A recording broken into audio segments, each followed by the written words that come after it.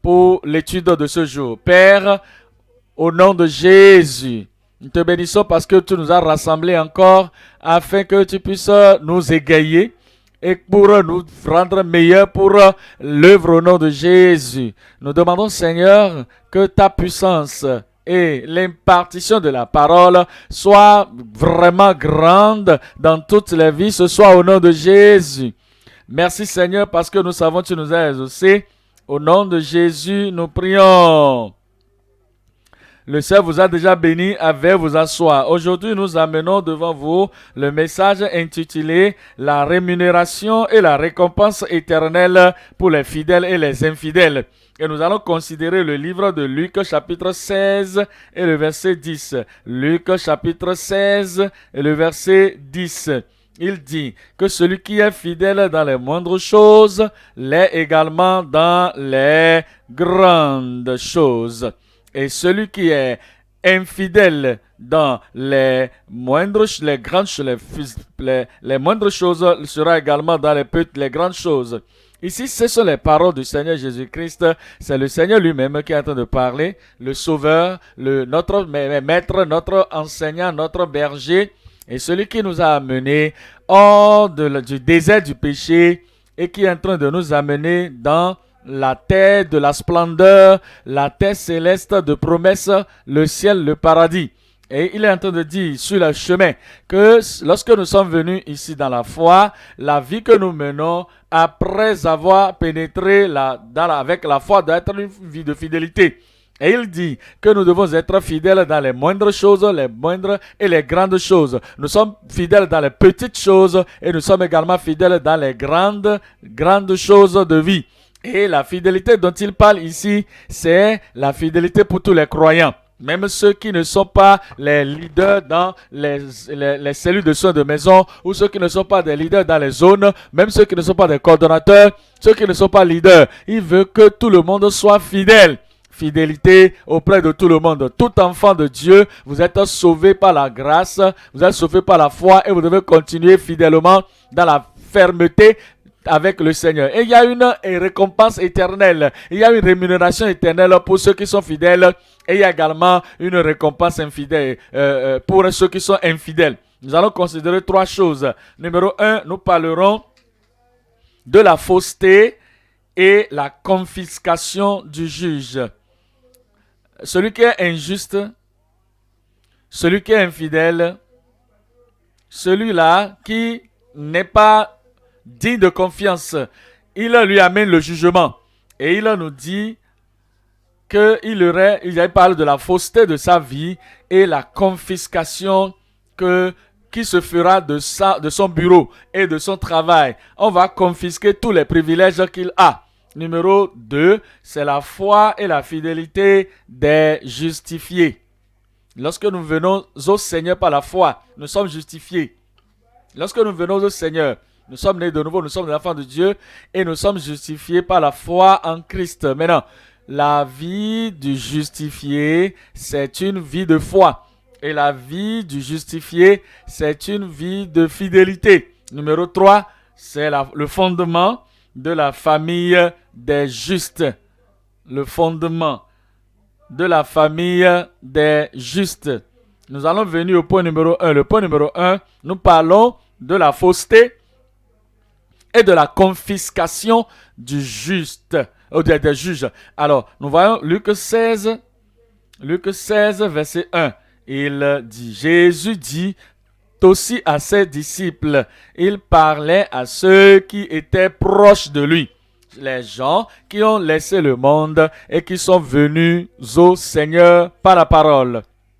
Il leur disait à ses propres disciples, comme si nous aussi nous sommes les enfants de l'église du Dieu vivant, nous sommes les disciples de Christ aussi. Ce qu'il leur avait dit, la même chose, il nous dit aujourd'hui. Il dit que le ciel et la terre passeront, mais aucune de mes paroles ne passeront. Alors, c'est lui qui est le même hier, aujourd'hui et éternellement. Sa doctrine est la même. Aujourd'hui, hier, aujourd'hui, éternellement. Sa parole et ses attentes, même chose, hier, aujourd'hui et éternellement. Tel qu'il leur avait dit, il vous le dit également. Et Jésus dit aussi à ses disciples, il dit qu'il y avait un homme riche. Un homme riche avait un économe qui lui fut dénoncé comme dissipant ses biens. Comme dissipant ses biens. Ce ne sont pas les biens ou les propriétés du disciple ou de l'économe. Tout appartenait à cet homme riche. Et il a reçu le rapport que cet économe, cet intendant, gaspillait les biens du riche. Verset 2. Il l'appela et lui dit, « Qu'est-ce que j'entends dire de toi? Raconte de ton administration, car tu ne pourras plus administrer mes biens. Tu ne pourras plus administrer mes biens. » Voyez-vous, les gens du monde, ils oublient. Il y a un jour de rapport, il y a un jour de compte. Un jour vient dans toute vie que toi, tu ne seras plus appelé à administrer les biens. Ça veut dire quoi finalement? Nous allons quitter ce monde. Finalement, nous allons mourir. Et c'est réservé aux hommes de mourir une seule fois et après cela, le jugement. Beaucoup de personnes ne pensent pas à cela et c'est comme s'ils vont vivre éternellement sur la terre. Ils vont vivre pendant 100 ans, 200 autres ans et ils ne pensent jamais qu'un temps va venir et que le Père au ciel, le Dieu au ciel a le dernier mot. Et qu'il va dire, arrête-toi. Et lorsqu'il dit, arrête-toi, tout doit venir à sa fin. Alors, ici, maintenant, il veut maintenant profiter de tout ce qu'il a reçu, la position, les privilèges. Il va tout laisser à cause de sa fausseté. Nous allons considérer 3 éléments ici. Numéro 1, nous parlons de les voies condamnées et maudites des infidèles.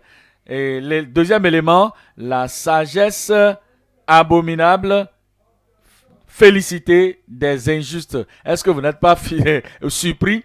On dit sagesse abominable, mais félicité. Vous devez comprendre, ce n'est pas notre Seigneur, le Seigneur du ciel, qui a félicité cela. Mais c'est le Seigneur, le petit, le maître, c'est-à-dire le propriétaire de la richesse, le maître de ce monde, le Seigneur de la terre, qui a récompensé, qui a félicité la sagesse abominable. Numéro 3, troisième élément, c'est la parole absolue constante pour les non condamnés. Nous allons voir le premier élément. Le premier élément, c'est les voies condamnées et maudites des injustes. Nous considérons Luc encore chapitre 16, le verset 1.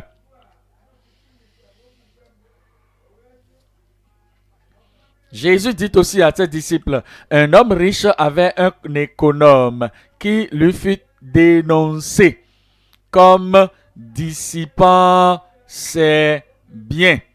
Il dissipait ses biens. Verset 2. Il l'appela et lui dit, qu'est-ce que j'entends dire de toi? Rends compte de ton administration, car tu ne pourras plus administrer mes biens. Le verset 3. L'économe dit en lui-même, que ferai-je?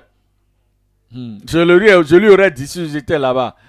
Je pourrais lui dire, comme un prédicateur, repens-toi. Je pourrais lui dire que tu as besoin de faire la restitution. Je pourrais lui dire, il faut demander la miséricorde.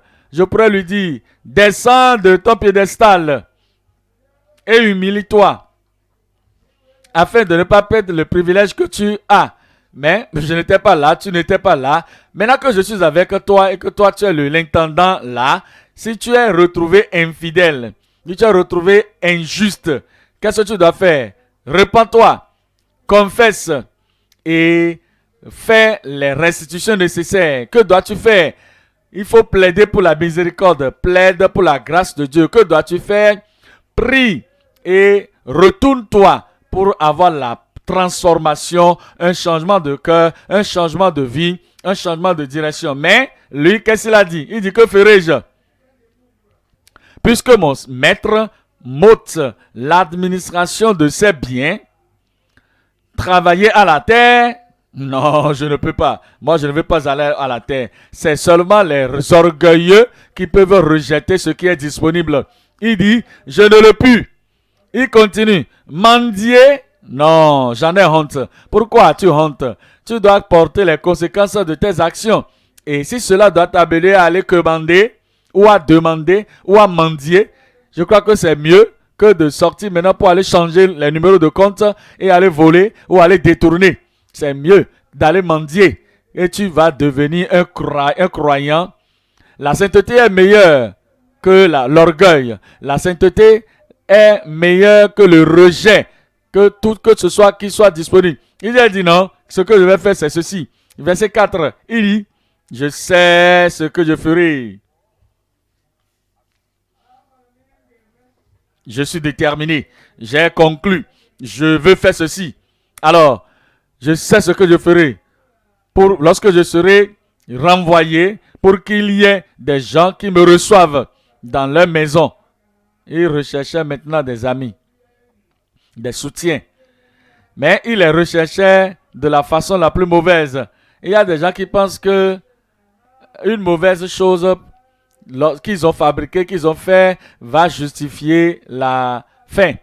Je ne peux pas mendier. Il y a des amis qui vont prendre soin de moi. À cause de cela, ils vont faire quelque chose de méchant ou quelque chose de pécheur, quelque chose d'hypocrite, quelque chose d'orgueilleux, quelque chose qui rejette la voix du Seigneur. Et ils vont s'accrocher à leur propre voix. Verset 5, il dit, et faisant venir chacun des débiteurs de son maître, il dit au premier, combien dois-tu à mon maître?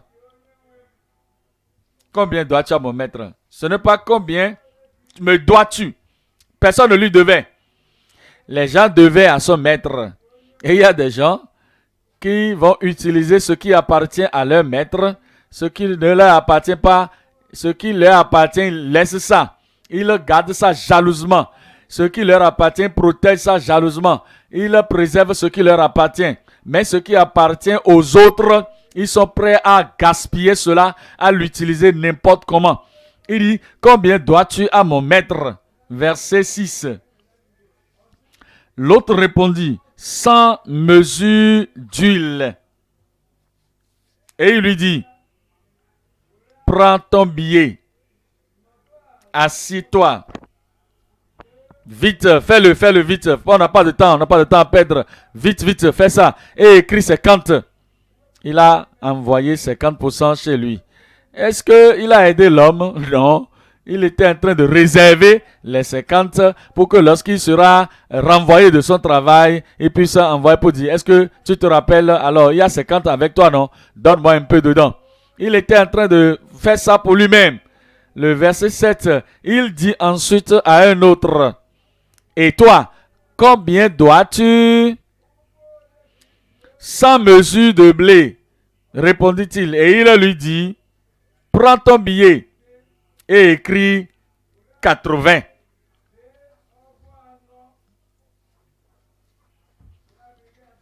Vous pouvez voir maintenant la fausseté de cet homme qui était condamné à cause de cela. On nous dit maintenant dans Josué 7, vous connaissez l'histoire. C'est l'histoire d'Akan. Le verset 11, il nous dit au verset 11, Israël a péché. Ils ont transgressé mon alliance que je leur ai prescrite, que je leur ai ordonnée. Ils ont pris des choses dévouées par interdit. Ils les ont dérobées et ont dissimulé et ils les ont cachés parmi leurs bagages. Parmi leurs bagages. Verset 12 nous dit, aussi les enfants d'Israël ne peuvent-ils résister à leurs ennemis?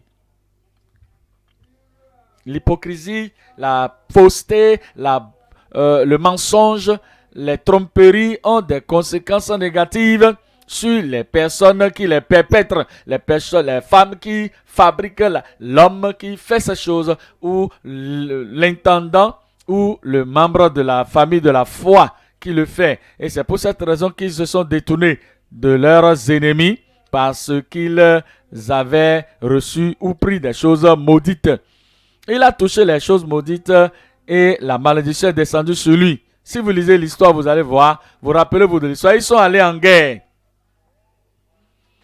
Après la chute de Jéricho, les murs de Jéricho étaient tombés et 36 personnes étaient tuées à cause de Akan, ce qu'il a fait. Et c'est l'infidélité, l'injustice qui a toujours conduit à de tels résultats, à de telles vies. Et le Seigneur a dit qu'il ne sera plus avec eux. Verset 13. Lève-toi, sanctifie le peuple.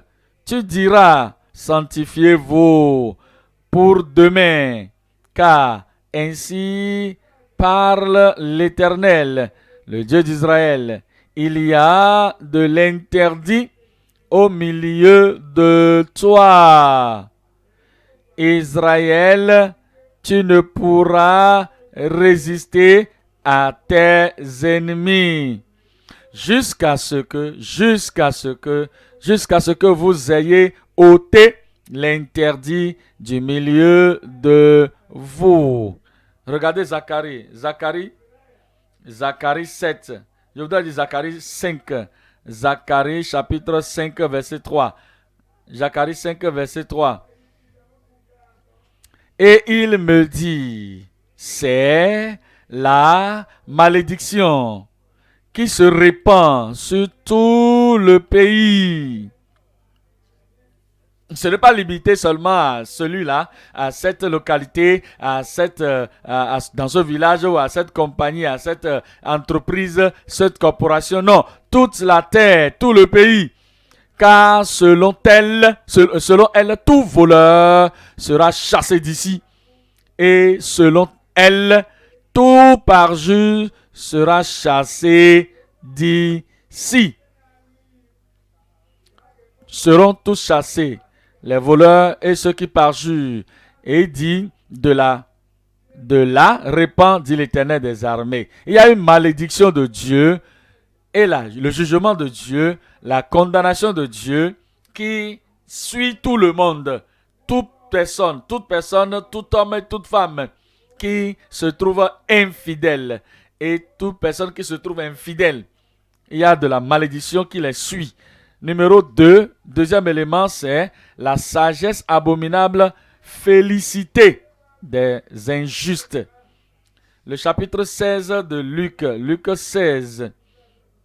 Luc chapitre 16, le verset 8. Le maître loua l'économe infidèle. Ce n'est pas notre Seigneur. Ce n'est pas le maître Jésus. Ce n'est pas notre Messie. Il ne va jamais justifier quoi que ce soit qui soit corruption, fausseté ou quelque vie vagabonde, quelque péché secret ou quelque souillure que ce soit. C'est le maître avec un petit M. Le maître loua, félicita l'économe infidèle. Attendez, s'il avait vraiment félicité pour l'apprécier, dans le sens de l'appréciation, dans le sens de la recommandation de ce qu'il avait fait, ça veut dire qu'on ne va pas arrêter son travail. Il ne serait pas relevé de ses fonctions. Et on va dire, ah, j'aime ta sagesse, hein? J'apprécie ta sagesse, c'est très bon. Et je veux que tu continues de travailler avec moi, avec cette sorte de caractère douteux et de fausseté. Non, il n'était pas en train de le recommander à qui que ce soit. Il a fini son travail, il a relevé de ses fonctions. Il a chassé de son travail. À cause de cela, il dit que maintenant, cet homme, il a appris la voie du monde. Et il est en train de faire les business pour moi de la façon du monde. Eh bien, je loue cette sorte de sagesse sens dessous. Je ne veux pas ça dans ma maison. Je ne veux pas ça dans mon travail, dans mon boulot. Je ne veux pas ça. Sors d'ici. Alors vous allez comprendre que le maître, ce n'est pas notre maître, mais c'est un homme riche du monde qui l'avait loué. Mais notre maître ne l'a pas loué. Il dit, pourquoi il le louait? De ce qu'il agissait, il avait agi prudemment. Il avait agi avec ruse. Il avait agi avec sagesse du monde. Il a fait ce qu'il ne devait pas faire. Il dit qu'à les enfants de ce siècle. Ce n'est pas les enfants de Dieu. Les enfants de ce siècle. Les enfants de ce monde. Ce n'est pas les enfants du Dieu Tout-Puissant. Non. Mais les enfants de ce siècle sont plus prudents à l'égard de leurs semblables. Ce n'est pas dans notre génération, dans il n'est pas né de nouveau. Il ne le fait pas, il n'est pas un enfant de Dieu. Il ne fait pas le truc pour un chrétien. Parce que l'homme, le maître qui le louait, il est un homme mauvais. Il est un homme du monde, lui aussi. Il dit que il est plus prudent à l'égard de leurs semblables que ne le sont les enfants de lumière. Verset 15. Jésus leur dit, vous cherchez à paraître juste devant les hommes, mais Dieu connaît vos cœurs. Car ce qui est élevé parmi les hommes, ce qui est félicité, ce qui est loué dans le monde par les hommes, parmi les hommes est une abomination devant Dieu. Ce que cet intendant avait fait, cet économe avait fait, bien que le maître l'avait loué, c'est quand même une abomination devant Dieu. N'est-ce pas là la sagesse du monde? Regardez 1 Corinthiens chapitre 1, le verset 20. 1 Corinthiens 1, 20 nous dit, où est le sage? Où est le scribe? Où est le disputeur de ce siècle? Dieu n'a-t-il pas convaincu de folie la sagesse du monde? Dieu a confondu la sagesse de ce monde. Il a considéré cela comme une folie.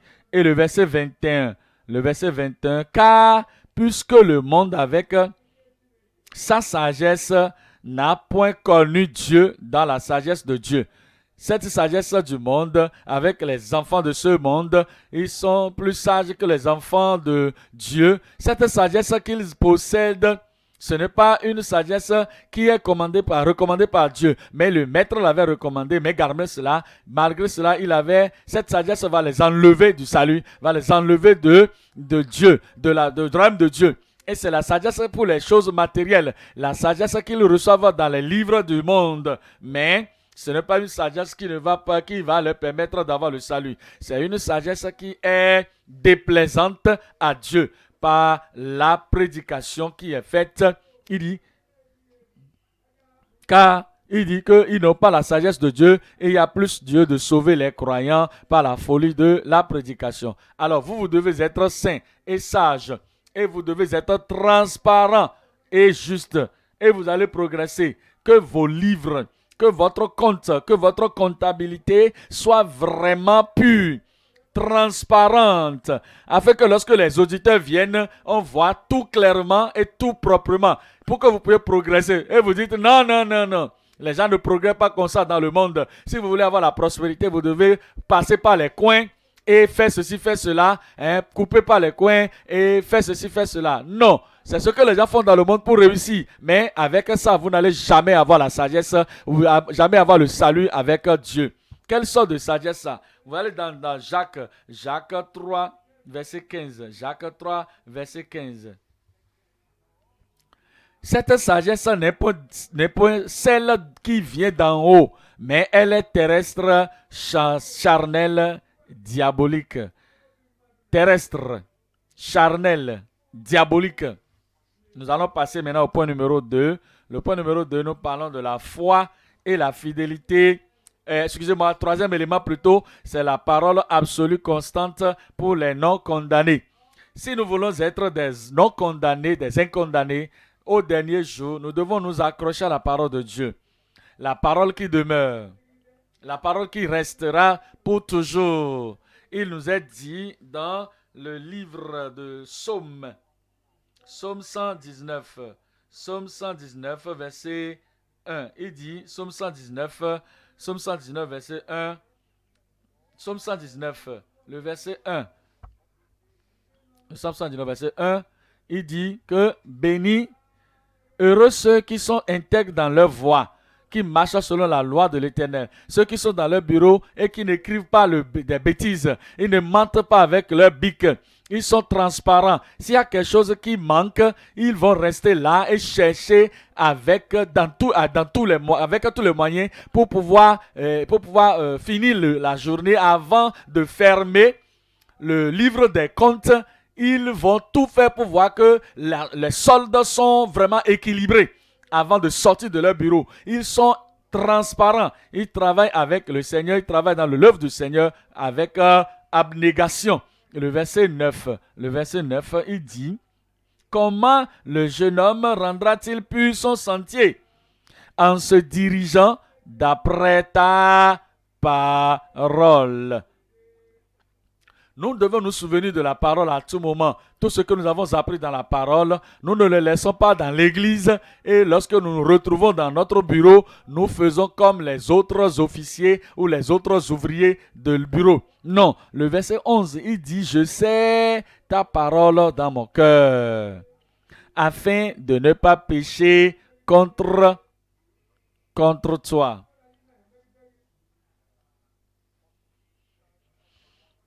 Allons maintenant dans 1 Pierre 1, verset 25. 1 Pierre 1, 25. Il dit, mais la parole de l'Éternel demeure éternellement.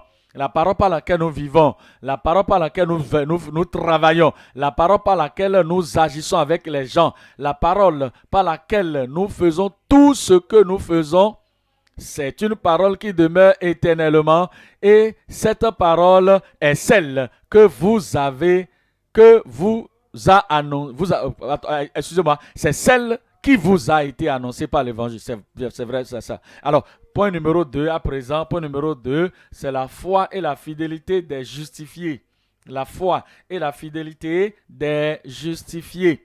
Allons dans Luc 16, verset 9. Luc 16, verset 9. Il dit maintenant, le Seigneur lui-même parle maintenant. Luc 16, verset 9. Il est en train de mettre de côté l'autre maître de l'économe. Le maître, le petit thème maître de cet économe. Laissons-le de côté et venons voir maintenant ce que le Seigneur va dire. Le grand des seigneurs, le grand seigneur, le grand thème, le maître. Il dit, moi, je vous dis, faites-vous des amis avec les richesses injustes. Ça veut dire quoi? L'argent, on se réfère à l'argent comme la richesse injuste. L'argent, c'est un titre. Parce que beaucoup de gens reçoivent leur argent, ils ont reçu leurs finances d'une manière injuste. Alors, le nom donné par le ciel pour reconnaître l'argent de la terre, c'est la richesse injuste. Et vous avez besoin de l'utiliser parce que vous gagnez votre argent de la manière la plus correcte possible. Mais l'argent, c'est l'argent. Mammon, c'est mammon. Mammon d'injustice injuste, c'est mammon injuste. Richesse injuste. Il dit maintenant, faites-vous des amis avec l'argent que vous possédez pour qu'ils vous reçoivent.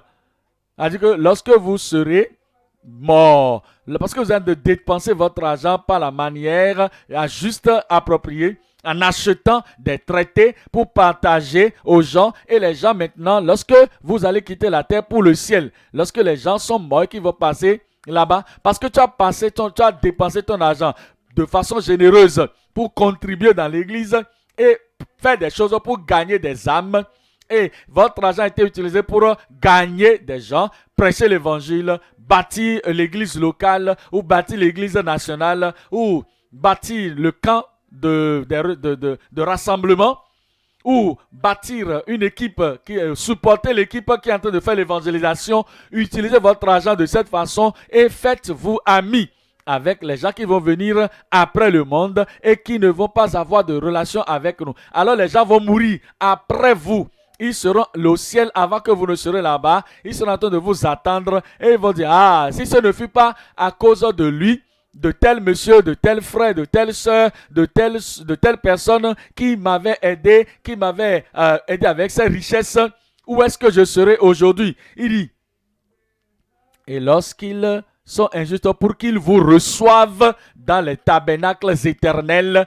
Ça veut dire quoi, tabernacle éternel? Dans la maison de mon père, il y a plusieurs demeures. Dans la demeure de mon père, il y a plusieurs maisons. Je m'en vais vous préparer une place. Et lorsque je m'en serai allé, que je l'ai fini, je vais revenir pour vous prendre, pour que là où je suis, vous soyez également. Ça, c'est tabernacle éternel dont il s'agit. Ils sont là-bas avant vous. Ils sont morts avant vous. Et ils sont partis au ciel. Alors, vous venez et ils sont en train de vous attendre. Ils sont en train de vous attendre là-bas au nom de Jésus. Si ce ne fut pas à cause de lui, où est-ce que je serais? Si ce n'était pas lui qui avait prêché, qui avait dépensé son argent, si ce n'était pas à cause d'elle, où est-ce que je serais maintenant dans l'éternité? Si ce n'était pas à cause de cette église qui nous a donné des palliatifs, qui nous ont permis également de voir que nous avons pu manger et nous avons pu faire ceci, où est-ce que je serais maintenant? C'est ce que je suis en train de dire ici. Utilisez votre argent justement. Utilisez votre argent avec sagesse et rendez la vie meilleure aux gens. Rendez la vie facile pour les enfants, pour ces enfants. Et les enfants vont dire, si ce ne fut pas à cause de l'église, je ne serais pas mieux de finir mes études. C'est l'église qui m'a aidé. C'est l'église qui a aidé les gens avec l'enseignement et mes parents n'ont pas pu m'envoyer à l'école, mais le frère là, la soeur là a dépensé son argent pour m'envoyer à l'école. Et cela a permis à ce que cette fille, ce garçon a pu finir les études et après ça il est né de nouveau. Et lorsqu'il va se retrouver au ciel avant toi, des milliers de personnes vous attendront au ciel au nom de Jésus. Vous n'avez pas dit amen, hein? S'il priait au ciel, mais je crois qu'il prie au ciel aussi, hein, parce que le riche avait plaidé auprès d'Abraham pour dire, Abraham, envoie Lazare pour qu'il trempe le bout de ton doigt dans l'eau pour venir me rafraîchir la gorge. Lorsqu'ils vont se retrouver au ciel avant vous, ils seront en train de prier pour vous. Christ sera en train de prier pour toi. Et ses convertis, ses disciples, l'enfant de Dieu qui sont partis avant vous, ils seront en train de prier pour vous. Ils ont dit, Seigneur, ne le laisse pas tomber. Oh Dieu, ne le laisse pas rétrograder. Parce que à cause de lui, je suis ici maintenant au ciel. Mon aide doit aussi venir ici. Et tu seras là-bas au nom de Jésus. Nous allons considérer également 3 éléments sous ce deuxième point. Numéro 1, la fidélité dans les moindres détails avec les richesses passagères. Les richesses de ce monde, c'est des richesses passagères. On les voit aujourd'hui, on ne les voit pas demain. Malgré cela, nous devons comprendre que c'est passager. Nous devons l'utiliser sagement, fidèlement, dans les moindres détails. Numéro 2, deuxième élément, l'échec des perdus. L'échec des perdus dans les convoitises, dans la convoitise des richesses tentantes. Vous savez, la richesse peut être vraiment tentante, hein? Et les gens auront des ambitions non démesurées, les ambitions démesurées pour ces richesses-là. Alors c'est pourquoi on parle de l'échec des perdus dans la soif ou dans la convoitise des richesses tentantes. Troisième élément, la foi et la loyauté au Seigneur. Pour les vraies richesses. Nous allons voir, premier élément, c'est la fidélité dans les moindres détails avec les richesses passagères. Il est dit dans Luc chapitre 16, le verset 10. Luc 16, verset 10. Celui qui est fidèle dans les moindres choses l'est aussi dans les grandes. Et celui qui est injuste dans les moindres choses, l'est aussi dans les grandes. Fidèle dans les moindres choses. détournez-vous d'Adam. Adam était infidèle dans les moindres choses. Le Seigneur lui avait dit, garde le jardin, cultive le jardin, protège le jardin. Et la femme qui t'est donnée était une aide. C'était une aide semblable. Et le serpent était venu vers Ève. Adam était où en ce moment? Parce qu'ils devaient être ensemble, non? Il n'était pas là. Il n'était pas là. La femme était seule. Et le serpent était venu. Elle dit, vous connaissez l'histoire. Finalement, Ève a pris de ce fruit. Et Adam aussi avait mangé du fruit. Il était infidèle. Il était infidèle. Et celui qui est infidèle dans les moindres choses, il le sera également dans les grandes choses. Regardez Achitophel. Achitophel, il fut le conseiller de David.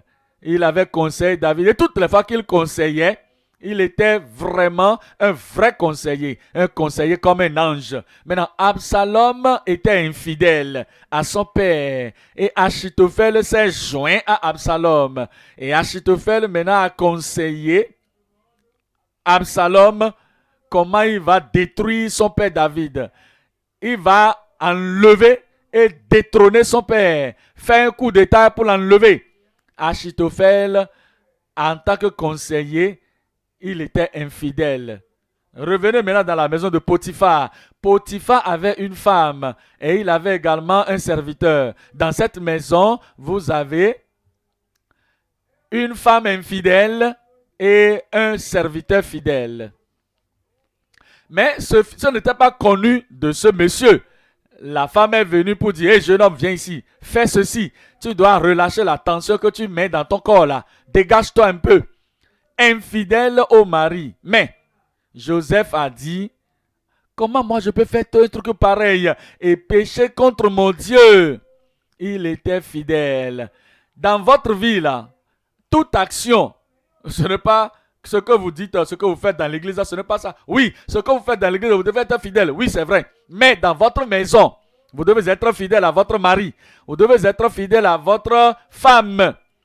Dans votre maison là, vous devez être fidèle au peuple, aux gens que vous servez, là où vous travaillez, dans votre bureau. Parce que celui qui est fidèle dans ce qui est moindre, il le sera également dans ce qui est grand. Ananias et Saphira, ils ont vendu ce qu'ils voulaient donner à l'église. Tout le monde est en train de vendre, amener, vendre, amener. Et eux aussi, ils ont dit ils vont vendre. Et ils ont vendu effectivement. Ils sont venus maintenant, ils ont pris une partie de cet argent. Ils ont gardé ça car ça c'est de l'infidélité. Lorsque vous coupez quelque chose, lorsque vous coupez le coin, lorsque vous essayez de passer, de mettre quelque chose sous le rideau, mettre quelque chose sous le tapis, c'est de l'infidélité. Le mensonge, c'est de l'infidélité. La tromperie, c'est de l'infidélité. L'hypocrisie, c'est de l'infidélité. La prétention, vous faites le méchant, vous faites le mauvais et vous essayez de tourner encore pour dire que vous êtes juste. Vous faites, vous jetez et vous êtes caché la chose. Ça, c'est de l'infidélité. Et Pierre dit, Ananias, dis-moi, est-ce que c'est comme ça que vous avez vendu le terrain? Oui. Mais pourquoi Satan t'a-t-il pénétré et t'a rempli pour que tu mentes au Saint-Esprit? Tu n'as pas menti à un homme, hein? Tu as menti au Saint-Esprit, tu as menti à Dieu. Ça, on appelle ça de l'infidélité. Et celui qui est infidèle dans les moindres choses l'est également dans les grandes choses. Mais voici maintenant Saphira qui se présente après quelques heures que le mari a été enseveli. Il est mort à cause de son infidélité. Maintenant, Saphira, dis-moi, vous savez, après la mort, il y a le jugement. Ce jugement-là, l'Église a dit que ce membre d'Église, où est-ce qu'il va partir après qu'il est mort de l'infidélité? Il n'y a pas eu d'opportunité pour se repentir ou de dire je vais retourner pour aller me repentir et dire je m'excuse. Non, il est mort subite, en fait direct. Maintenant, la femme est venue. Maintenant, si vous vous mettez d'accord avec une personne dans cette affaire, je vais lui dire ceci. Alors, si jamais on te posait la question, il faut répéter la même chose. Est-ce que tu es d'accord? Oui, je suis d'accord. Tu es mon mari, non? Je suis ton mari, je suis ta femme. Je suis d'accord. Si vous vous mettez d'accord pour tromper, vous vous mettez d'accord pour mentir, vous vous mettez d'accord pour être injuste, ça c'est de l'infidélité. Et alors, Saphira s'est présentée. Et Pierre lui a demandé, dis-moi, est-ce que c'est à tel montant que vous avez vendu le terrain? Oui. Oh, pourquoi s'es-tu mise d'accord? Voilà, ceux qui ont pris ton mari pour l'enterrer, ils sont proches. Avant que Pierre ne finisse de parler, elle est tombée morte. Maintenant, si quelqu'un mourait comme ça, il pourrait être en train de jouer à un jeu avec l'infidélité. Il pourrait être en train de jouer à un jeu avec l'injustice. Comme les gens font le jeu de hasard avec leurs âmes. Les gens font le jeu de hasard avec leur vie. Lorsque les gens meurent de cette façon, dans le mensonge et la tromperie, ils périssent. Elle est tombée, elle est morte, et on l'a prise, et elle a été enterrée à côté de son mari. Ce n'est pas là où on l'a enterrée qui comptait, hein. Ce n'est pas à côté de son mari ou loin de son mari qui comptait. Elle peut être enterrée n'importe où, mais c'est l'infidélité qui l'a fait mourir. Le mensonge qui l'a fait mourir. L'injustice qui l'a fait partir. Et ne pas prendre soin du standard de la parole de Dieu. C'est ça qui l'a amené à quitter le monde. Celui qui est infidèle dans les moindres choses, l'est également dans les grandes. Je prie que nous serons fidèles. Vous n'avez pas dit Amen, hein? Vous n'êtes pas d'accord, c'est ça, non? Nous passons maintenant au point numéro 2. J'allais dire, le deuxième élément, c'est l'échec des perdus. L'échec, la chute des perdus. Dans la convoitise ou la soif des richesses tentantes, le désir, la soif, la convoitise des choses, des richesses tentantes. Nous donnons un exemple. Nous ramassons les offrandes. Et après qu'on a pris les offrandes sont dans une enveloppe. Et on met ça là, tout le temps là. Et c'est toi qui es celui qui transporte le sac à offrande. Et comme tu es en train d'aller, tu es en train de mijoter, je dois payer la contribution des enfants. Oui, on sait. On doit payer le loyer. Oui, c'est vrai. Je dois faire ceci. Je dois acheter ceci, acheter l'autre. Oui, c'est vrai. Mais comment est-ce que tu vas acheter ça? Regarde, c'est le sac dans ta main. Et soudainement, tu étais un justifié, un sauvé. Rapidement, tu deviens un Judas Iscariote. À cause de ce que tu as commencé par mettre ta main dans le sac. Tu mets ta main dans le sac et tu soutilles rapidement. Et tu mets ça dans ta veste. Tu n'as pas pu compter parce que les yeux sont là. Tu envoies seulement et tu envoies rapidement. Et tu deviens un Judas Iscariote. Tu étais infidèle, mais tu as échoué. Tu es tombé. Tu es infidèle. Tu es perdu. Et lorsque tu vas te retrouver à la maison, tu fais sortir l'enveloppe. Et c'est seulement, quand? C'est 100 naira, c'est 100, disons 1000 francs seulement que tu as trouvé dedans. 1000 francs CFA que tu as trouvé. Il y a très longtemps que je suis pas allé au marché parce que, vous savez, les gens, vous prenez soin de moi. Je ne suis pas allé au marché il y a très longtemps. Vous avez mis tout le monde autour de moi, ils achètent tout. Prenons l'exemple que je suis allé au marché. Je peux acheter combien avec 1000 francs? Ou c'est dans une enveloppe, disons même que c'est 100 francs. Je peux acheter quoi avec 100 francs? Ou même 1000 francs avec l'économie de ce jour-là maintenant. Et à cause de ce que vous avez mis votre vie en danger, vous ne pouvez même pas faire cette restitution dans un coin là-bas pour dire que hey, j'ai fait ceci, je vais parler juste au surveillant, comment appelle-t-on? Je vais parler au chef des surveillants. Non, ce n'est pas lui qui est le propriétaire de l'argent. Je vais essayer de faire. Tu ne peux pas ramener ça. C'est impossible. Tu dois confesser devant tout le monde. Tu dois confesser au leadership de l'église. Regarde ce que tu as fait. Juste 100 francs. Juste 100 francs. Hein? Un petit truc qui ne peut même pas acheter quoi que ce soit. Mais tu es perdu. Tu es perdu. Parce que tes yeux sont placés sur l'argent. Tes yeux se sont placés sur... tu as une affection démesurée. Tu veux la voir par tous les moyens. à cause de ta convoitise pour les choses temporaires, pour les richesses tentantes. Regardez 1 Timothée 6, 1 Timothée 6, verset 9. 1 Timothée 6, verset 9. 1 Timothée 6, verset 9. 1 Timothée 6, verset 9. Il dit que ceux qui veulent s'enrichir par force, mais ceux qui veulent s'enrichir tombent dans les tentations, dans le piège et dans beaucoup de désirs insensés et pernicieux qui plongent les hommes dans la ruine et la perdition. Verset 10. Verset 10. Car l'amour de l'argent. Vous devez vous poser la question. Pourquoi travaillez-vous dans ce lieu, dans ce domaine de l'église? Pourquoi ne travaillez-vous pas dans l'autre domaine de l'église? Non, non, non, non. Ici, là, j'ai accès à la collection, à la collecte. Dans notre district, j'ai accès à la collecte. Quand on met l'argent dans ma main, on dit, qui fait le dépôt à la banque? C'est moi qui fais le dépôt à la banque. Et je ne vais pas faire autre travail que ceci. Ça, là, m'intéresse. Ah, est-ce que je peux te conseiller, s'il te plaît?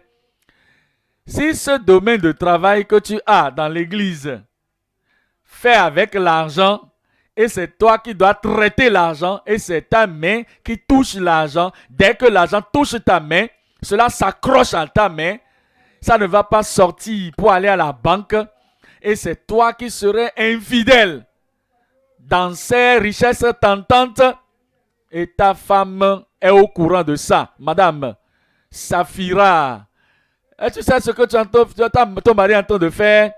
Est-ce que tu es au courant qu'il est en train de prendre l'argent de l'église et l'argent qu'on devait aller déposer dans le compte bancaire de l'église? Est-ce que tu es au courant que ton mari, ton Ananias est en train de dépenser plus à la maison, plus que le salaire qu'il reçoit? Comment est-ce que tu peux faire le rapport de ça?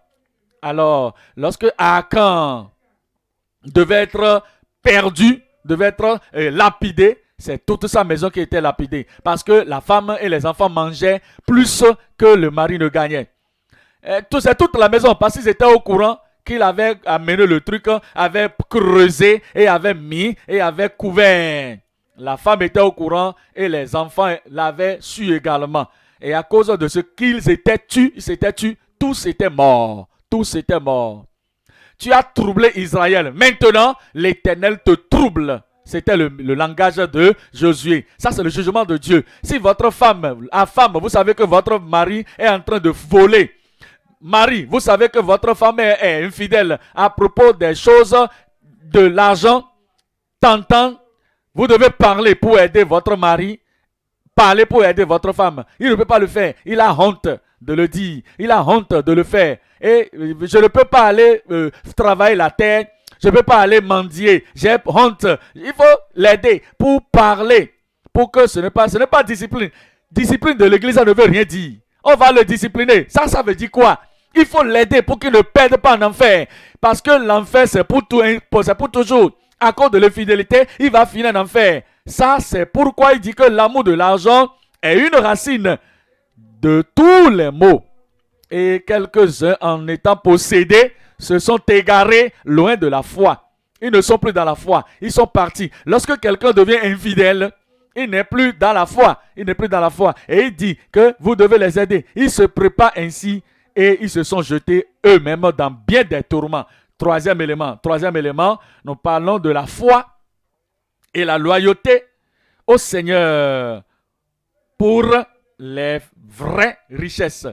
Lorsque vous avez la foi en Dieu comme Abraham, le roi de Sodome, Kedorlaomer, était venu pour lui dire, donne-moi les hommes et prends les richesses, prends le butin. Abraham a dit non, non, non, non. J'ai levé ma main devant l'Éternel des armées et je ne vais pas toucher à quoi que ce soit, même à un soulier. Je ne vais pas toucher à quoi que ce soit, à moins de peur que le roi de Sodome lui dise que c'est lui qui m'a enrichi. Non, impossible, je ne suis pas d'accord. Est-ce que vous pouvez le dire? Est-ce que vous pouvez vous tenir debout comme ça? Lorsque vous voyez l'argent, lorsque vous voyez les richesses, lorsque vous voyez ce qui appartient aux autres, est-ce que vous pouvez lever votre standard comme ça devant le Seigneur pour dire, j'ai levé ma main devant le Seigneur, je serai fidèle, j'ai la foi en Dieu et c'est seul Dieu qui va m'élever et me prospérer. Est-ce que vous pourrez le dire? Est-ce que je serai loyal à Dieu et les richesses de ce monde viendront après? Regardez Luc chapitre 16. Luc 16, le verset 11. Luc 16, verset 11. Il dit que si vous n'êtes pas, si vous ne pouvez pas être fidèle dans les richesses injustes, maman injuste, qui vous confiera les véritables, c'est-à-dire les vraies richesses, les richesses qui viennent du ciel. C'est-à-dire les dons du ciel, les dons qui viennent de Dieu. C'est-à-dire ce qui vous donnera d'être au-dessus des gens de ce monde. Qui va vous donner ça? Soyez fidèles dans les moindres détails, dans les moindres choses. Femme, sois fidèle à ton mari. Quand il n'est pas là, sois fidèle. Mari, sois fidèle à ta femme. Lorsqu'elle n'est pas là, lorsque ta femme n'est pas là, sois fidèle. Sois fidèle. Je te pose une question, réponds-moi. Maintenant, si tu vivais seul, tu es une veuve, le mari n'est pas là. Tu es célibataire, tu n'as pas de mari. Disons que tu es veuf, ou bien ton mari n'est pas là, ta femme n'est pas là. Ce qui se passe ici, le mari ne serait pas au courant. Tu as voyagé, ou le mari a voyagé. Est-ce que tu vas toucher quelque chose que si le mari était là, tu n'allais pas faire? Est-ce que tu pourrais dire quelque chose que si ton mari était présent, tu ne vas jamais le dire? À moins que peut-être ceux qui ont le visage vraiment renfrogné, ceux qui ont le visage dur, pourront le dire. Est-ce que tu vois ce que tu fais? Tu vas te faire quoi? Si tu dis quoi que ce soit là, je vais faire plus que ça. Pour te faire mal. Et pour faire que tu sois, pour te rendre triste. Si ce que je fais maintenant est trop pour toi, attends pour voir ce qu'on appelle trop. C'est ça là, ça c'est parti. L'insensibilité, tout ça là c'est parti. Ils ne sont pas sensibles, ils ne sont plus sensibles à ce que le mari va sentir. Elles ne sont plus sensibles aux sensations de la femme. On ne parle pas de ça. Tout ça là, c'est parti. La personne est partie, ça a dépassé la grâce. Maintenant, l'homme normal, est-ce que toi tu peux faire cela? Si ton mari était là, tu es une veuve. Est-ce que tu peux faire cela si ton mari était là, si ton mari était vivant? Dans le privé avec l'autre homme, ton infidélité, c'est de ça parle le Seigneur. Tu peux même être en train de faire quoi que ce soit dans l'église, hein? Tu peux être à n'importe quelle position. Tu peux consacrer toi et dire que je suis sanctifié, je suis ceci, cela. Est-ce que tu es fidèle dans les moindres choses, dans les grandes choses? Est-ce que tu as tellement foi en Dieu que tu ne vas pas aller au-delà de cette ligne de l'incroyance? Et c'est ce que Dieu demande. Il dit maintenant que si donc, verset 11, vous n'avez pas été fidèles dans les richesses injustes, qui vous confiera les véritables? Qui vous confiera les véritables?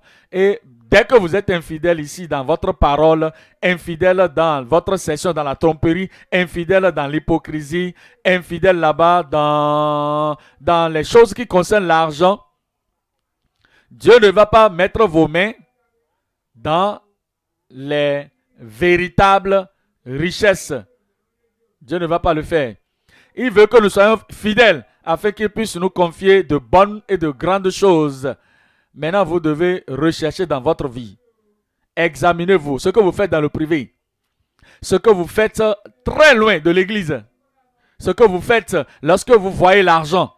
Ce que vous faites lorsque quelqu'un vous paye de l'argent plus élevé que ce que vous devez recevoir. La personne a fait erreur. Et on vous a donné plus que nécessaire. Vous devez être fidèle dans tous les domaines de la vie. Allons maintenant au point numéro 3. Point numéro 3, nous parlons du fondement de la famille des justes. Le fondement de la famille des justes. Le fondement de la famille des justes. Nous allons voir 3 éléments ici. Numéro 1, nous parlons de la pierre angulaire et le fondement de la famille. La famille n'a pas commencé hier.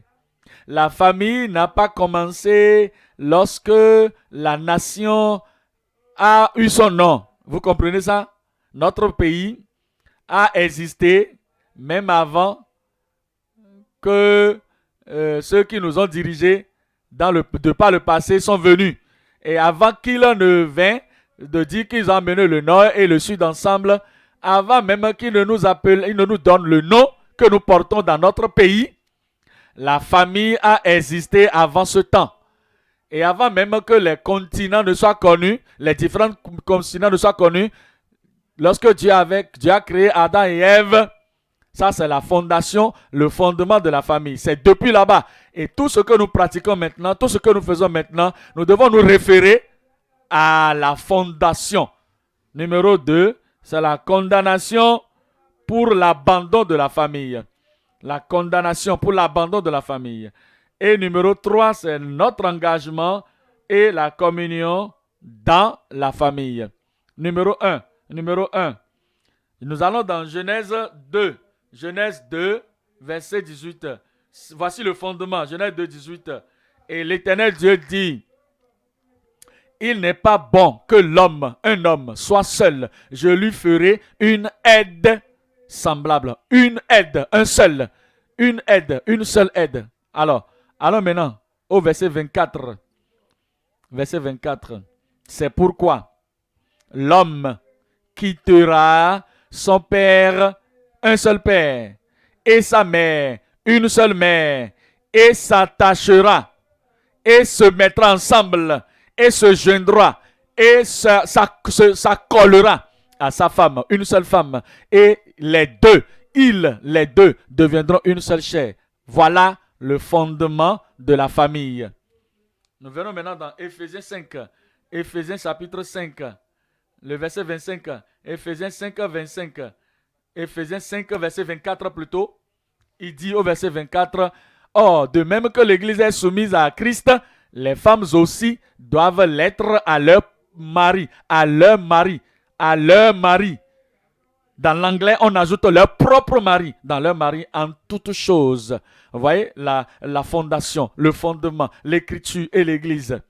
Vous voyez cela dans le verset 31. Dans le verset 31, c'est pourquoi l'homme quittera son père. C'est le Nouveau Testament qui le dit.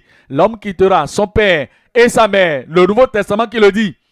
Et s'attachera à sa femme, une seule femme, et non ses femmes. Et les deux deviendront une seule chair. Ça, c'est le fondement de la famille. Lorsque Dieu a créé une femme pour Adam, il n'a pas permis au divorce ni au remariage. Il a fait juste une femme. Et regardez ce que Ève a fait dans le jardin. Et si Adam devait faire quelque chose, il va aller la chasser. C'est une seule. Si elle était chassée, il n'y avait pas autre chose qu'elle pouvait, il n'y avait pas une autre femme qu'il allait trouver. Donc voilà, la fondation est là, le fondement est là. Adam et Ève sont restés ensemble malgré le péché que Ève avait amené. Que Dieu vous aide à rester sur la fondation au nom de Jésus. Parce que vous savez, celui qui bâtit sur sa maison, et qui ne bâtit pas cette maison, cette famille sur la fondation, sur le fondement, un seul homme, une seule femme, sur les paroles de Christ, et qu'il est en train de bâtir, non sur la fondation, les vents vont souffler, la tempête va venir et souffler contre cette maison, et la maison va s'effondrer. La maison va s'effondrer et ce serait irréparable. Bâti sur le rocher, sur le fondement qui est accepté. Deuxième élément, la condamnation pour l'abandon de la famille. Maintenant, cet abandon dont nous parlons, ça a différents niveaux, différentes significations. L'homme qui se sépare de la femme dans la colère. Je n'aime pas la façon dont elle regarde, elle ressemble, sa présentation. Le premier jour, tu l'avais vu là, tu n'avais rien vu, tu l'avais aimé, tu l'avais embrassé, je dis ainsi. Alors maintenant, vous vivez ensemble. Et vous pouvez voir maintenant que, vous voyez les touches secrètes maintenant, là où on ne voyait pas, on voit tout maintenant. Et maintenant, je ne l'aime pas, je vais me séparer. Dieu n'approuve pas cette séparation. Il n'approuve pas cet abandon. Numéro 2, c'est qu'elle est toujours là et je vais aller prendre une autre femme afin que lorsqu'elle n'est pas plaisante, je vais aller chez l'autre femme. Dieu n'est pas d'accord avec ce style. avec ce style, de la laisser quelque part là-bas. Je vais aller louer une autre chambre. Et je vais louer une autre chambre pour rester avec l'autre femme là-bas. Le jugement attend ces comportements. Et l'autre, c'est le divorce. Briser ce que Dieu a joint. Dieu ne prend pas accord avec cela. Ce que les gens font lorsqu'ils se séparent de cette façon. Je crois que vous devez aussi reconsidérer dans cet âge économique que vous êtes marié, mais vous avez l'économie du monde qui vous court après et vous allez ici et là. Et il y a du travail si vous voulez le faire dans votre pays, là où votre femme se trouve. Si vous devez quitter avec votre femme afin que vous ne soyez pas en train d'abandonner la famille. Ce n'est pas assez. Pasteur, j'envoie de l'argent, j'envoie de l'argent. L'argent ne va pas remplacer le mari, Lorsque votre femme est seule, votre femme est laissée à elle-même. Elle a besoin de la compagnie. Dieu veut que vous soyez ensemble. Si vous n'êtes pas ensemble et vous êtes toujours en train de courir, je vais faire ceci, je vais faire ceci, je vais faire cela. Et vous laissez l'argent en haut de votre famille. Vous mettez l'argent devant votre mariage. Dieu n'est pas d'accord. Dieu n'est pas d'accord avec cela. Nous considérons Malachie 2. Malachie chapitre 2. Malachie chapitre 2. Malachie 2. Malachie 2, le verset 14. Il dit, parce que Dieu est fidèle. Dieu est témoin. Et vous dites pourquoi? Parce que l'Éternel a été témoin entre toi et la femme de ta jeunesse. La femme que tu as prise lorsqu'elle était jeune. Tu étais jeune. La femme de ta jeunesse à laquelle tu es infidèle. Bien qu'elle soit ta compagne. Bien qu'elle soit ta compagne. Tu as été infidèle envers elle. Tu l'as abandonnée. Tu t'es séparé d'elle. Tu as préféré l'argent à ta femme. Tu l'as divorcée. Malgré cela, elle est la femme de ta jeunesse. Elle est la femme de ta jeunesse. Verset 15. Verset 15. Nul n'a fait cela avec un reste de bon sens. Nul n'a fait cela avec un reste de bon sens. Un seul l'a fait. Un seul l'a fait. Et pourquoi? Parce qu'il cherchait la postérité que Dieu lui avait promise. Prenez donc garde à votre esprit. C'est pour que vous ayez tous vos enfants ensemble. Ce n'est pas que vous allez rester à l'heure et envoyer les enfants ailleurs. Il dit, éduquez votre enfant sur la voie qu'il doit suivre. Si vous connaissez le chemin étriqué, le chemin étroit qui conduit au ciel, enseignez votre enfant sur ce chemin, le chemin qu'il doit suivre. Lorsqu'il sera grand, il ne se détournera pas de cette voie. Quelle est l'utilité?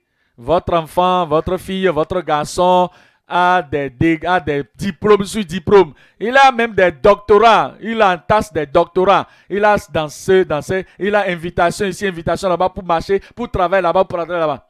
Mais il n'a pas le salut. Il a tous les diplômes du monde sans le salut. Il ne croit pas au Dieu que tu crois. Il a réussi dans la vie, mais est-ce qu'il pourra réussir pour aller au ciel? C'est ça. C'est ce qui compte. C'est ce qui compte. Alors vous devez, avec les deux mains, les mains du papa, les mains de la maman, enseigner l'enfant, conduire l'enfant sur le chemin qu'il doit suivre. Alors c'est pourquoi il dit, un seul l'a fait. Et pourquoi? Et il dit maintenant, prenez donc garde en votre esprit et qu'aucun de vous ne soit infidèle à la femme de sa jeunesse. Que personne ne soit infidèle. Vous comprenez? Lorsque vous êtes éloigné de la maison, quel que soit là où vous êtes, vous avez plus de liberté que si vous êtes à la maison. Lorsque votre mari est là, ce n'est pas que vous êtes une mauvaise personne, mais on est conscient que la femme est là ou le mari est là. Si elle veut dire quelque chose, Si je veux toucher quelque chose, on se dit, il est là. Lorsque tu sors, lorsque tu es seul, des fois, plusieurs fois, on s'oublie. Lorsque la femme n'est pas là, lorsque le mari n'est pas là, on s'oublie. Mais tu dois être fidèle, rester ensemble. Et ne permettez pas que quelqu'un fasse avec infidélité, avec sa femme, la femme de sa jeunesse. Verset 16. Car l'Éternel Dieu dit, le Dieu d'Israël dit, je hais la répudiation. Je hais la répudiation. Comment répudie-t-on quelqu'un? Tu es en colère. Tu es mécontent avec la personne. Tu compares, tu fais des comparaisons. Elle n'est plus en accord avec mon statut. Ça, c'est l'égoïsme, ça. Tu penses à toi-même, tu penses à toi seul. Je n'apprécie pas la façon dont elle se présente maintenant. Et si les gens me voient avec elle, si les gens voient que c'est ma femme, elle va me dévaloriser. Ils vont me dévaloriser, ils vont me déprécier, me désapprécier. Voilà pourquoi tu l'en renvoies. Et Dieu dit, je déteste ça. Le Seigneur dit qu'il déteste ça. Il déteste la répudiation.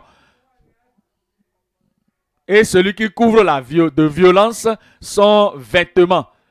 Dit l'Éternel des armées. Prenez donc garde en votre esprit et ne soyez pas infidèles. Que l'Église dise Amen. Nous remercions le Seigneur pour la doctrine de la parole de Dieu. Mais vous savez, la doctrine ne doit pas demeurer sur papier. La doctrine doit rentrer dans mon cœur. Cela va venir. Je dis, cela viendra.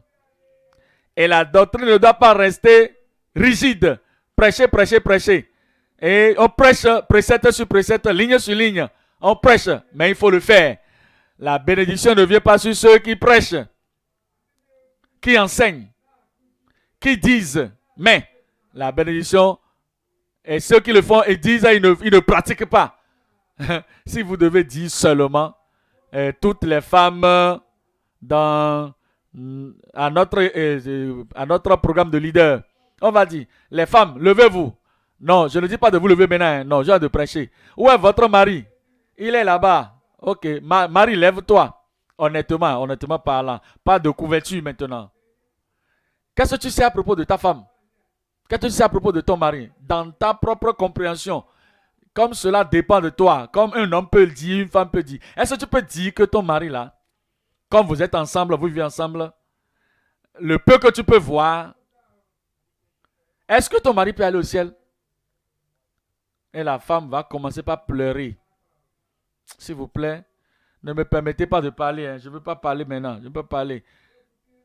Parce que je peux emmener maintenant dans le public. Si je vais parler, je ne peux pas parler. Elle va commencer à verser des larmes. Est-ce que votre femme peut témoigner sur vous, sincèrement?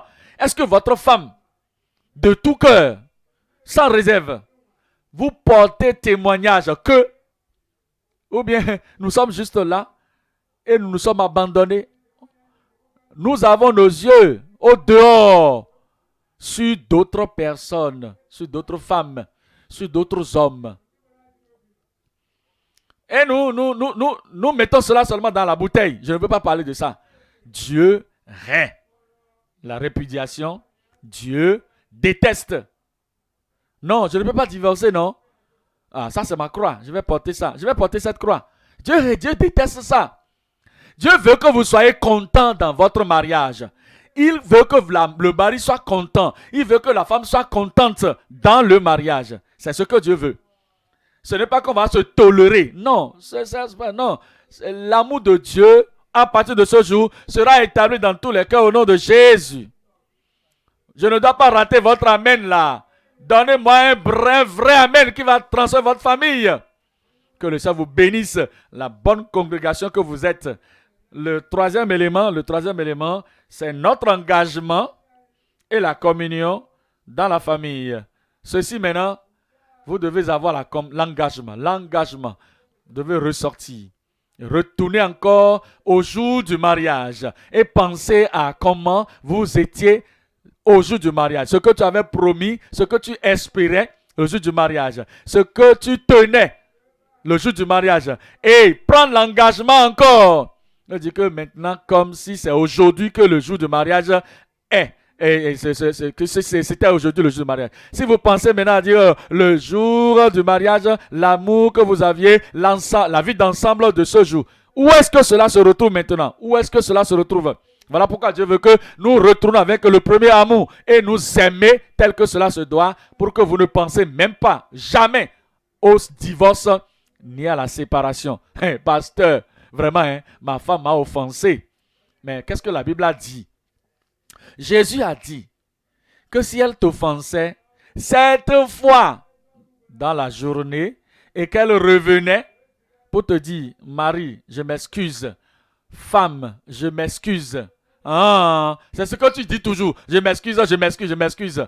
Tu le fais encore. Ça n'a pas atteint 7 dans une journée, non? Et Jésus dit, pardonne. Et continue encore ensemble dans la communion. Après cela, Pierre a dit, maintenant, maître, mon Seigneur, combien de fois mon frère, vous pouvez mettre ma soeur là-bas, hein, combien de fois ma soeur, combien de fois mon mari, combien de fois ma femme péchera contre moi? Dans une journée, je vais pardonner.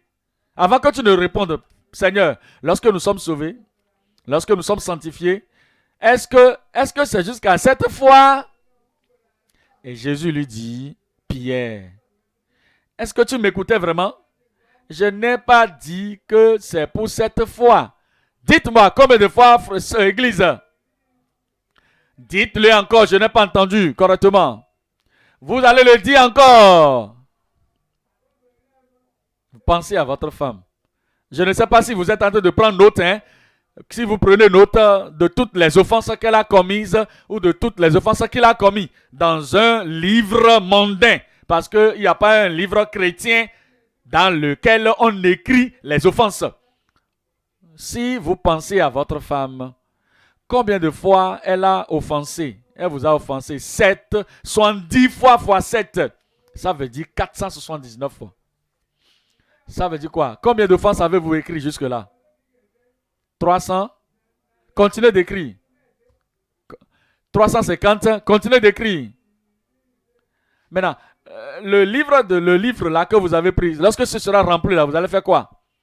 Est-ce que vous êtes devenu pharisien ou un sadducéen? Vous allez prendre un autre livre et continuer de faire le rapport et continuer d'écrire. Déchirez ces livres-là, déchirez ces cahiers, je vous l'ai dit. Déchirez ces notes, ces carnets de notes et pardonnez. Tout le monde dit quoi? Pardonnez. Tout le monde dit quoi? Tout le monde dit quoi? Votre frère, votre soeur, membre de l'église, votre femme, votre mari, qu'est-ce que vous allez faire? Pardonnez. Celui qui juge les autres sans miséricorde aussi sera jugé sans miséricorde. Mais la miséricorde se réjouit sur la miséricorde triomphe du jugement. Aujourd'hui, ce soir, je pardonne. Dis-le, ce soir, je pardonne. Que le Seigneur bénisse votre amour et votre passion, votre miséricorde et votre pardon dans votre famille et dans la famille de Dieu au nom de Jésus. Tenons-nous debout maintenant et amenons tout ce que nous avons entendu à Dieu dans la prière. Tenez-vous debout s'il vous plaît. Nous allons appeler notre modérateur de venir maintenant pour nous conduire dans la prière. Le modérateur ici, modérateur, venez conduire dans la prière. Pardonnez, pardonnez. Pensez au message que nous venons d'entendre à propos de la fidélité. Pensez à ça et voyez si vous êtes fidèle dans les moindres choses. Et vous serez fidèle dans les grandes choses. Mais si vous êtes infidèle dans les moindres choses, vous le serez également dans les grandes choses. Mais que Dieu pardonne, demandez comme le Dieu pardonne, il va vous pardonner. Et le même pardon qu'il va vous donner, vous devez partager cela aux autres également. 70 fois fois 7 fois.